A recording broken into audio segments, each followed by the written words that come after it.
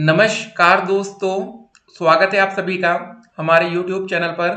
तो आज हम बात करेंगे डीएलएड प्रथम सेमेस्टर 2025 गणित मैथ का टेस्ट पेपर 13। जी हाँ दोस्तों, चैप्टर वाइज भी आपका टेस्ट लिया जा रहा है ताकि आप गणित में मतलब 25 में से 25 यार 25 से ऊपर चले जाए, लेकिन कम नहीं होना चाहिए। 1 घंटे का आपको समय मिलेगा, सभी प्रश्न अनिवार्य है, प्रत्येक प्रश्न के अंक उसके सामने दिए गए हैं। ठीक है। त्रिभुज के नाम से आपको बहुत डर लगता होगा, इसका प्रॉपर चैप्टर वाली भी वीडियो आप देख सकते हैं। चलिए शुरू करते हैं दोस्तों। पहला क्वेश्चन, त्रिभुज में कितने शीर्ष होते हैं बताइए। कितना दिख रहा है? 3 दिख रहा है ना, ये करेक्ट आंसर होगा। त्रिभुज 3 रेखाखंडों से बना होता है और इन रेखाखंडों के अंतर बिंदुओं को शीर्ष कहते हैं, इसलिए एक त्रिभुज में 3 शीर्ष होते हैं। त्रिभुज में कितने कोण होते हैं अब आपको ये बताना है। बताइए कितने कोण होते हैं।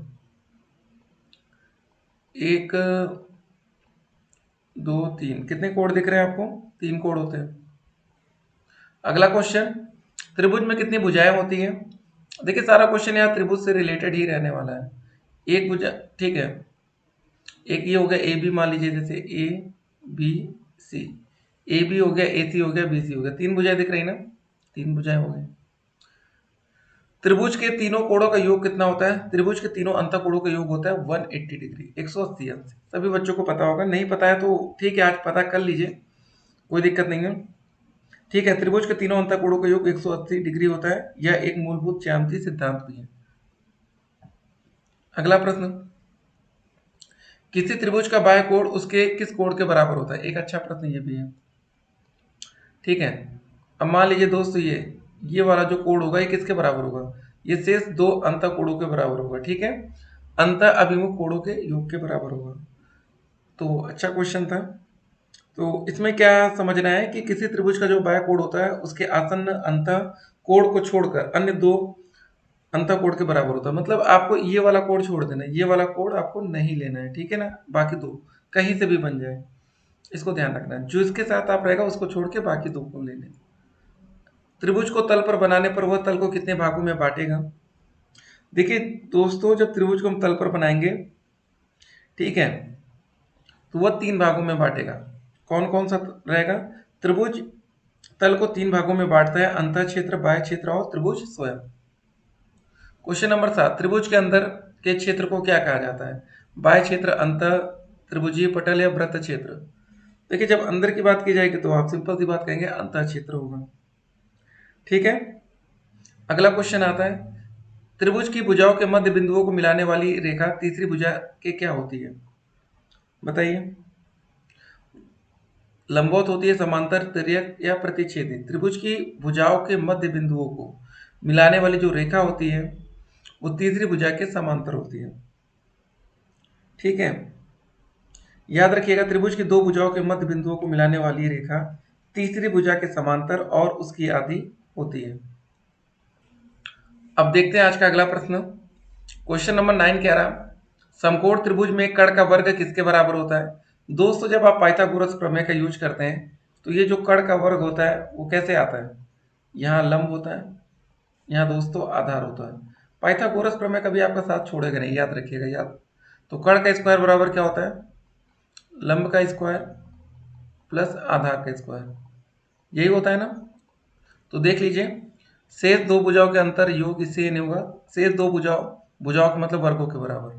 ठीक है, यहाँ वर्गों के अंतर लिखा नहीं, वर्गों के योग के बराबर होता है। ठीक है, अच्छा क्वेश्चन था। तो हर क्वेश्चन आप ध्यान से देखिए, समझिए। फिर देखिए, त्रिभुज के तीनों शीर्ष लंब जिस बिंदु पर मिलते हैं उसे क्या कहते हैं? देखिए दोस्तों, इसको हम लोग बोलते हैं लंब केंद्र। ठीक है, त्रिभुज के शीर्ष लंब जिस बिंदु पर मिलते हैं उसे लंब केंद्र बोलते हैं। त्रिभुज की माध्यिकाएं जिस बिंदु पर मिलती हैं उसे क्या कहते हैं?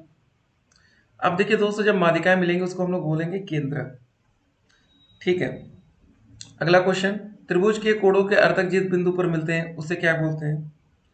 जब कोण के अर्धक मिलते हैं दोस्तों तो उसको बोलते हैं हम लोग अंतः केंद्र। ठीक है, हर क्वेश्चन इंपॉर्टेंट, याद रखिएगा। त्रिभुज की भुजाओं के लंबार्धक जिस बिंदु पर मिलते हैं उसे क्या बोलते हैं? उसको हम लोग बोलते हैं परिकेंद्र। यदि किसी त्रिभुज की दो भुजाएं बराबर नहीं है तो बड़ी भुजा के सामने का कोण कैसा होता है?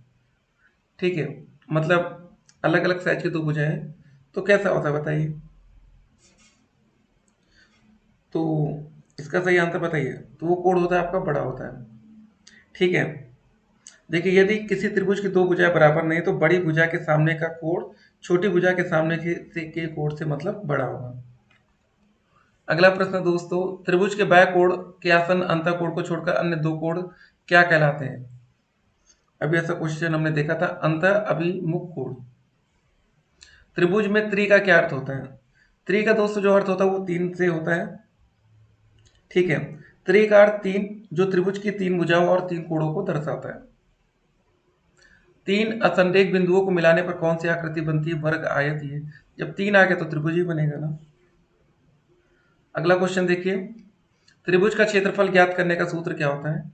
क्षेत्रफल ज्ञात करने का सूत्र होता है 1/2 आधार गुणे ऊंचाई।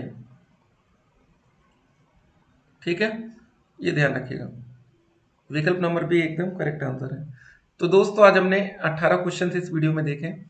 ठीक है, बाकी देखिए हमने जो चैप्टर वाइज आपको सीरीज पढ़ा रखी है उसको भी एक बार आप देखिएगा।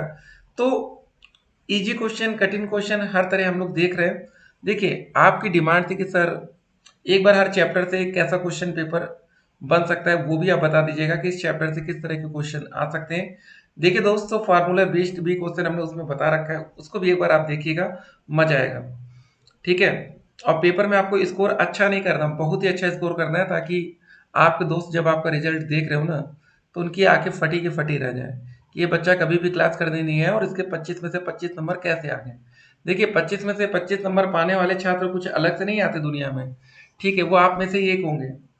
और याद रखिएगा 25 में से 25 नंबर पाना है तो टाइम को मैनेज करना ही पड़ेगा, क्योंकि 1 घंटे का पेपर होता है, 60 मिनट का पेपर होता है। टोटल आपके सामने 18 क्वेश्चन रख दिए जाते हैं, जिनमें से 5 बहुविकल्पी, 6 अतिलघुत्तरीय और 7 लघुत्तरीय। 7 लघुत्तरीय 14 नंबर के होते हैं, 2-2 नंबर के, बाकी ये 1-1 नंबर के होते हैं। ठीक है, तो ये 5 नंबर का हो जाएगा, ये 6 नंबर का, 6 5 11 और 14 25।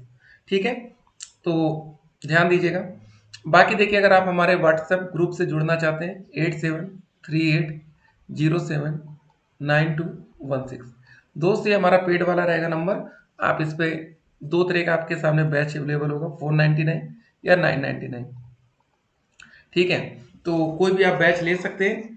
और दोस्तों जो ये सेकंड वाला बैच रहेगा इसमें आपके जितने भी पर्सनल क्वेश्चन रहेंगे किसी भी टॉपिक से रिलेटेड आप क्वेश्चन भेजेंगे उसका आपको बढ़िया से आंसर मिलेगा, जैसा हमको आंसर चाहिए होगा, वीडियो के माध्यम से और ठीक है पीडीएफ के माध्यम से। चलिए सभी बच्चों को ऑल द बेस्ट, अच्छे से पढ़ाई करना है, किसी भी प्रकार की लापरवाही नहीं करना है। मिलते हैं एक और वीडियो में, और एक और हमारा टेस्ट होगा। हर दिन टेस्ट पेपर देते जाइए, आपकी प्रैक्टिस बढ़ती चली जाएगी। और दोस्तों पेपर से पहले आप पूरी तरीके से फिट होंगे पेपर के लिए। फिर मिलते हैं, स्टे कनेक्टेड।